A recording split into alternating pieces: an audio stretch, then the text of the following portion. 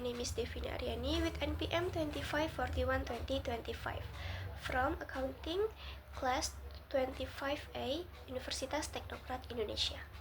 Pernah nggak sih kalian melihat ranking kelas, nilai ujian, atau hasil survei? Nah, ternyata semua itu berhubungan dengan statistika, khususnya ukuran letak data.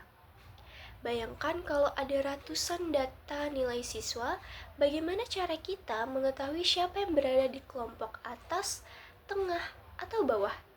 Disinilah ukuran letak data berperan penting. Karena di video sebelumnya kita sudah membahas tentang statistika dan isinya apa saja, di video kali ini kita akan membahas tentang kuartil, desil, dan persentil dengan cara yang mudah dipahami dan tentunya menarik.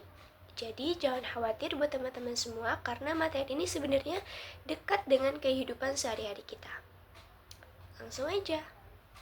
Sebelumnya, teman-teman udah ada yang tahu ukuran letak data itu apa?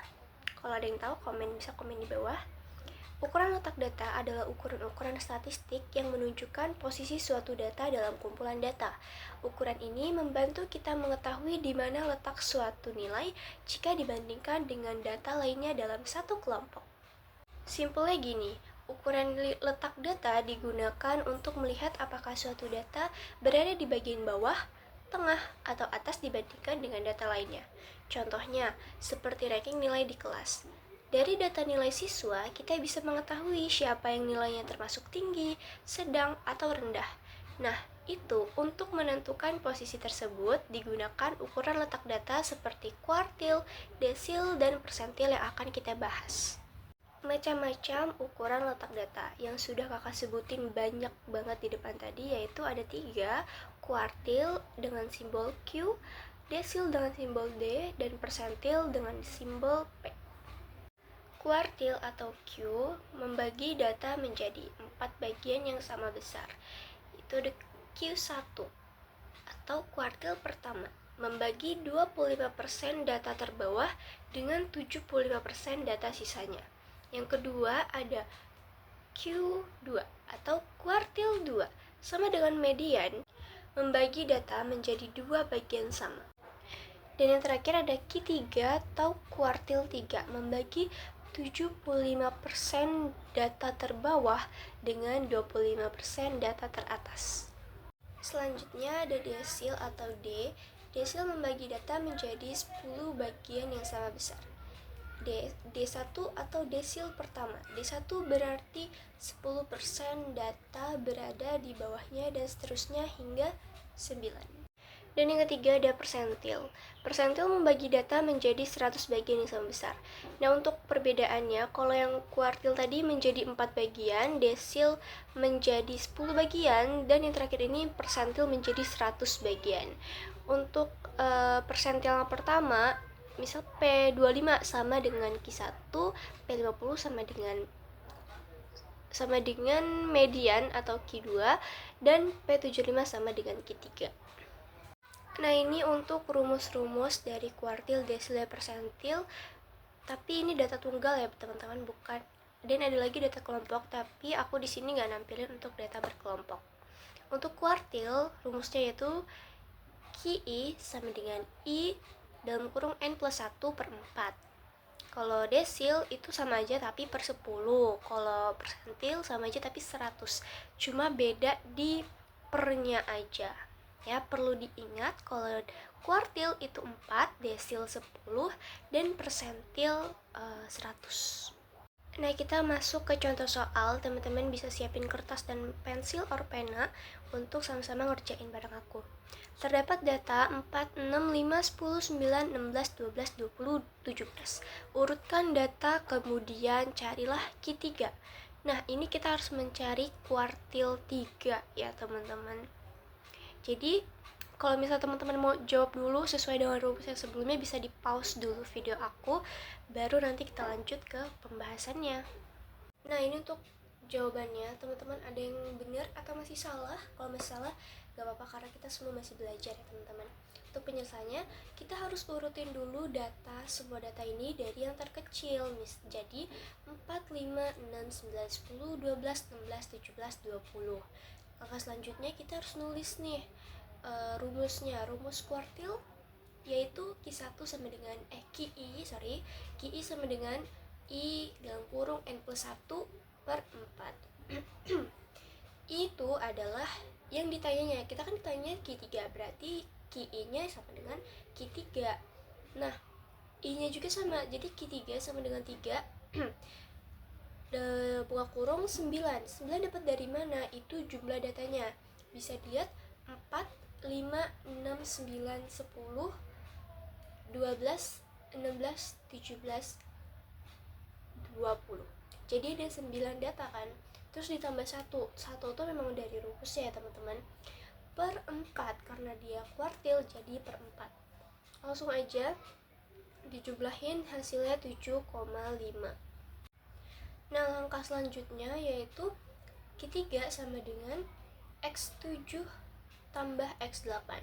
Ini X7, X8 dari mana kok bisa ada X gitu ya? Jadi ini kan hasil yang tadi sebelumnya itu 7,5. Nah, itu kan kalau 7,5 tuh antara 7 dan 8 gitu kan. X itu nilainya, misalnya nilai yang ke-7 itu ada 16 ya, bisa dihitung ya. Ke yang ke-7 itu ada 16 dan yang ke-8 itu ada 17. Jadi kalau misalnya 7,5, 7,6 itu antaranya X7 sama X8 gitu. Nah, kalau yang tadi udah dijumlahin dibagi 2, hasilnya 16,5. Dibagi 2 itu emang rumusnya ya, teman-teman. Jadi langsung hasilnya 16,5. Contoh soal yang kedua yaitu tentang desil. Terdapat data 639895769. Ini datanya lebih banyak ya mungkin. Tentukan desil ke-6. Bisa di-pause dulu kalau teman-teman mau nyoba lagi ya, atau yang sebelumnya teman-teman bener mungkin mau nyoba lagi yang sekarang, boleh aja skip pause dulu ya. Jangan di skip karena nanti pusing gitu. Nah, ini untuk jawabannya. Ada yang benar teman-teman? Untuk penyelesaiannya sama aja, kita harus ngurutin semua datanya dari yang terkecil. Mungkin teman-teman ada yang bingung atau ngeblank karena di sini 9-nya ada banyak. Jadi teman-teman bingung nih, 9-nya harus ditulis semua nggak sih atau satu aja? Jawabannya harus ditulis semua ya teman-teman. Maupun angka itu berulang-ulang kali ada, itu tetap ditulis. Jadi 3, 4, 5, 6, 6, 7, 8, 9, 9, 9. N itu jumlah datanya ada berapa? Ada 10. Beda 1 doang ya rata-rata dari yang sebelumnya. Terus kita langsung aja tulis rumusnya, yaitu DI sama dengan I N plus 1 per 10. Karena ini desil jadi 10. Terus D6 karena ini ditanya desil ke-6, D6 sama dengan 6 dalam kurung 10 plus 1 per 10, hasilnya 6,6. Sebenarnya rumusnya sama aja sih teman-teman, cara pengerjaannya juga sama, cuma di pernya aja yang beda ya.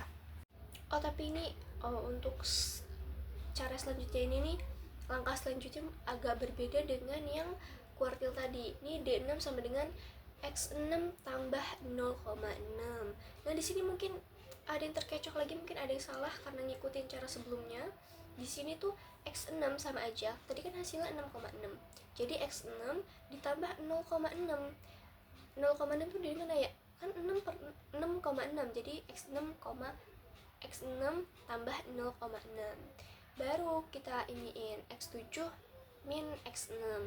Ini X yang di besarnya dulu baru yang terkecilnya gitu ya. X6 nya ada berapa nih di datanya? Kita lihat aja. 3, 4, 5, 6, 7. X6 nya 7 kan, berarti data yang ke-6 itu 7 ditambah 0,6 dalam kurung X ke-7 nya berapa? 8 dikurang X6 nya 7, hasilnya 7,6. Jadi desil ke-6 nya yaitu 7,6. Nah, jadi kita masuk ke contoh soal terakhir.